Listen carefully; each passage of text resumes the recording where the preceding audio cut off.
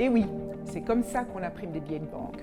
Alors moi, je vous propose en tout début de 5e d'aller, non pas à Madrid, mais à Bruxelles, au musée de notre Banque nationale. Et après, quelle est la suite du programme en 5e?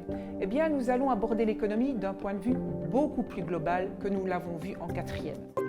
On va se poser des questions comme: quels sont les pays les plus riches du monde et pourquoi? Comment mesure-t-on leur richesse? Quel est le poids économique de la Belgique en Europe et dans le monde? Quelle est l'importance de nos exportations? On va aborder le thème de la croissance économique et des crises qui sont en lien avec les enjeux environnementaux de demain. En 6e, le cours vous prépare aux études supérieures. On y aborde notamment la théorie de la fixation des prix.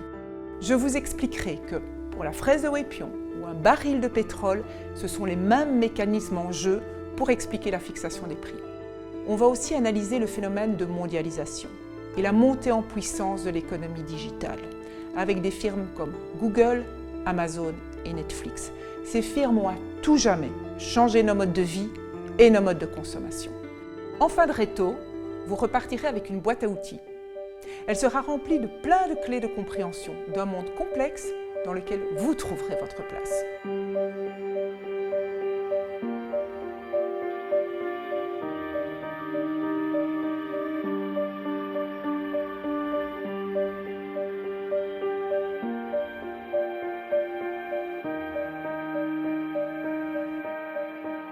Vous l'aurez compris, l'option sciences économiques en 5e et 6e est ouverte à tous, mais plus spécifiquement à ceux qui aiment suivre l'actualité, qui sont à l'aise avec les chiffres ou qui, tout simplement, veulent partir à la découverte de cette science si particulière qu'est l'économie.